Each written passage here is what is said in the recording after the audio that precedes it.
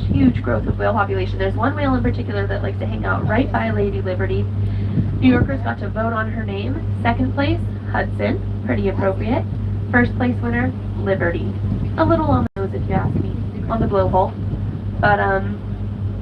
But she sometimes makes an appearance, so we'll see if she'll come say hi.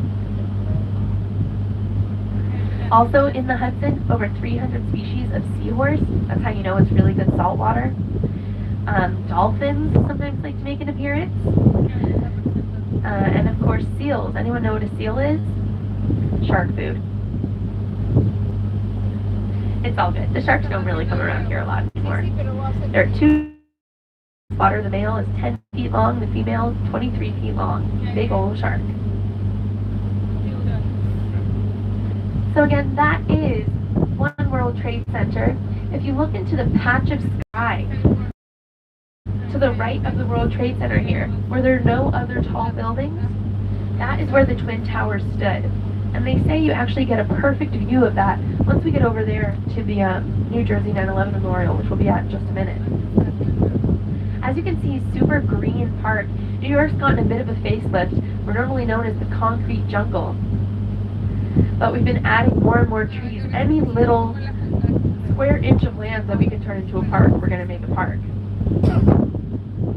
And New York is also green in that it's one of the most eco-friendly cities in America. First off, pretty dense population. Not dense people, but you know, we're all stacked right on top of each other. And we love ourselves some public transit. Back at its peak in 2019, before the pandemic, you had 3 million daily users on subway and MTA buses. Pretty tough to own a car in Manhattan. For one, paying for the parking, it was like paying rent in its own right. Folks, on our left here, this glassy dome, this is where Robert I love about New York, they're really stacked one right on top of the other. So we Battery Park City, we're in Tribeca, so we're heading up towards Chelsea, Hudson Yards. You know, I'm from North Carolina, but here they're all sometimes just streets, and you're in a totally different world. I'm dog sitting right now in Little Italy, and if I walk like 2 minutes, I'm in Chinatown. Any kind of food I want, right at my disposal. On our left here, this little like Highline. Highline is such a cool spot. If you're looking for something to do this afternoon, you can tell something is a great place to visit if the locals also like to go there. You can get on right at Chelsea Market, which is a great place to like grab a bite to eat, go shopping, and it's a raised pedestrian bridge that you can walk across Midtown. Pretty awesome stuff. More super fun sailboats. Alright friends, if we look straight ahead here, right where it's pointing, right into those clouds, you can see that big needle on top of that building. That is the Empire State Building. Probably the most famous building in New York. But interestingly enough, when the Empire State Building is built, not very popular, and it's definitely not financially lucrative. It doesn't actually turn a profit for its builders until the end of World War II, even though it's built in the 1920s. At the time when it was built, there was this race to see who could build the tallest structure in New York. And they won by sticking that big needle on top. I think that's kind of cheating, but you know, they got the title. Of course, now definitely dwarfed by One World Trade Center. A big reason why the Empire State Building started gaining popularity is because in 1933, a little movie came out called King Kong. People were like, hey, if this giant monster gorilla can get to the top of the building, then so can I. And nowadays, if you go to that top floor, the 122nd floor of the Empire State Building, there's a nice little exhibit about King Kong. Folks, little here, if you look all the way past where that big, like, gate-looking thing is, you can see the faint outline of the GW Bridge, the George Washington Bridge. That's what connects northern Manhattan to New Jersey. And if you keep squinting, you can see my apartment up in Washington Heights. Diana's apartment. But really hard. You can see all the dishes I haven't done that my roommates are definitely about to text me about. Really fun stuff.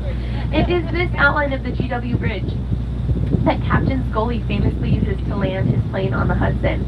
About 10 years ago, when they make this emergency landing, I think the final prognosis is that there were geese in the engine room, or in the engine of the plane. he is able to see, and you can see how hard it is to do now, he's able to see that outline of the bridge to land himself here. He calls into air traffic control, says, I'm going to be somewhere between, 50th, 59th Street, somewhere in the Midtown area. We're able to pinpoint exactly where he lands. Folks, welcome up top. We're glad to have you. And everyone survives.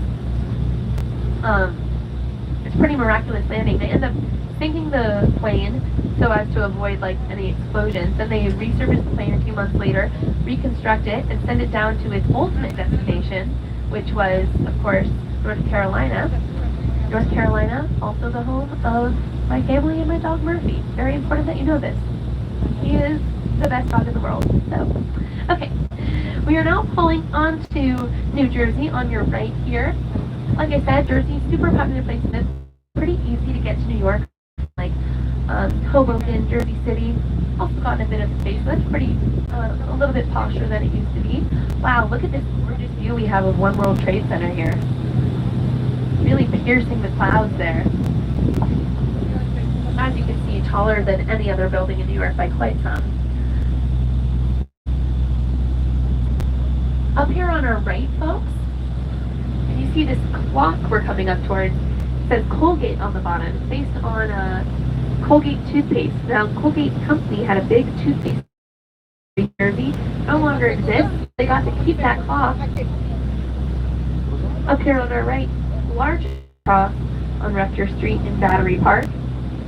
You know, New York, we get Chrysler Building, Empire State Building, Broadway, Joe's Pizza. New Jersey, they get a clock. It's a pretty nice clock, though. Look at it. I'll stop digging at New Jersey, I promise. I got family there, too. They're just fun to dig at. Alright, folks, as we get past the Colgate clock, we're coming towards where New Jersey has their own memorial for the victims of the 9/11 terrorist attack. You can see straight ahead here past the clock, and folks, you'll be able to see in just a minute. We've got two parallel concrete walls. That's that New Jersey 9/11 memorial. It honors all the New Jerseyans who died in the attacks. It has all of their names etched into those walls on the inside. And if you walk through, you're supposed to get a sense of what it would have been like to walk through the Twin Towers. Also, if you stand right at the base of that memorial and look out, like I said, we see that big patch of sky. To the right of One World Trade Center, we can see where the Twin Towers would have stood. Really a testament to the resiliency of New York. And next to it, just a really nice harbor house where some of those New Jersey ferries like to dock. I love that building because New Jersey and New York especially have such a hodgepodge of architecture in New York. This building's a little more Gothic, or Goth phase, as I like to call it. Okay, so when we get past this round building here, the next two islands are the only two islands in this area not owned by New Jersey or New York. They're both federal property. The first one is Ellis Island. The second one, Liberty Island, where the Statue of Liberty lives. Now, I think it's no accident that the Statue of Liberty is one kind of immigrant experience into America. You know, we've all seen pictures of the Statue of Liberty. They're like those little keychains that they're selling right outside where you...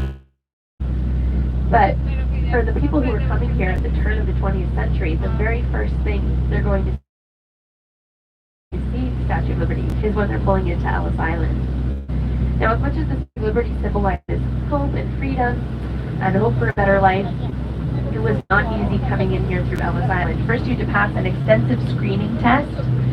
If you came with a family of 5, then one of those children sent to a quarantine house, which I'll point out to you in just a minute, and they'd have to wait there for a boat to send them all the way back where they came from. Made it past easy. From the start of World War, a time period that historians now call the Second Industrial Revolution. Huge advancements in automation technology. It gives birth to factory life. Because of this, we get a big wave of immigration from Europe of people to work in factories. But life in those factories was not easy. They're called sweatshops because a lot of them worked with flex heat, so it's a really funky place to work. Plus, the workers were treated kind of like wage, OSHA, child labor laws, any sort of health standards for our workers. So we get tragedies like the Triangle Shirtwaist Factory, which is actually right by Washington Square Park. Of just factories burning to the ground with people still inside. Plus the pay is on average what today's money works out to about $4 an hour in today's money. So way below livable wage. Here she is on our right, folks, Ellis Island. If you go to Ellis Island today, you'll see a wall that has all these family names sketched into it of families who came through. You might not recognize your name on there, but it could still be up there. A lot of the names were changed to be Americanized. The spelling was altered. And of course, inside that Ellis Island Museum, you can see that famous ledger that has all of those handwritten names of every single immigrant who came through the island. Then when you left the factory life wasn't that much easier. A lot of these people are living in tenement houses, 20 families to a story. The water quality is so bad that the livestock on the street won't drink the water. In fact, the word apartment is first introduced to the United States because tenement housing has such a bad reputation that the landlords were looking for a different word. And in America, French equals fancy, so we went with apartment. And we were like, hey, fancy word, we'll just cover up how ugly tenement houses are. Well, those buildings on your right here, those tan buildings with the red roofs, those are some of those quarantine houses where people would have been sent to wait. Imagine you make the journey all the way over here, a dangerous and life-changing journey, and then you're not allowed off of that island. But all of it is worth it, my friends, for a chance at the Statue of Liberty straight behind us. Don't worry about getting us just yet, because the captain is going to pull our boat in front of us. Perfect photo opportunity. Then turn us around. We'll get a whole other chance on the other side. But France, to the people of the United States, she's built, officially erected. She's two famous French architects, Frederick Bartholdi and Gustave Eiffel, as in the Eiffel Tower, to build the interior. But she's not sent to us as one piece. She's actually sent in several boxes, all unpacked all over Battery Park. And we're like, how do we construct this thing? We finally find instructions under the package that has her left arm. They're in French.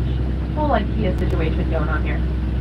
So we're finally able to put her up, and we're like, we don't actually have the funds to erect the statue. So we put out this promotion. We say anyone who donates a penny to the construction of the Statue of Liberty will get their family name printed on the front page of the New York Times. It was such a popular promotion that it funded the whole gangbusters. Statue of Liberty really is the story of pennies, because not only was she funded by pennies, but she's 2 pennies thick, and she came a penny-colored copper. The reason she turned green is because she's so thin, she oxidized really quickly. You can actually tell what buildings in New York were built at the same era, back when copper was popular, because you can see their green roofs. There's one straight ahead of us there. All these green roofs, those are copper buildings that quickly oxidized. All right, friends. You know her and love her. She is the Statue of Liberty. I'm happy to help us take pictures. Let me tell you a little bit about her symbolism. She's based off of the Roman goddess Libertas, is the goddess of freedom, largely worshipped by emancipated Roman slaves back in ancient Rome days. She's also wearing a Roman stola, not a Greek toga. She's holding a book of law, shows her connection to the law. At Chinook, 1776, the year of our independence, holding a torch, shedding her light of liberty to all 4 corners of the world. That's the same symbolism we get from her crown. It's got 7 points, representing the 7 seas, the 7 continents, and the sun. She's spreading her message of liberty to all 4 corners of the world. You know her and love her, Lady Liberty.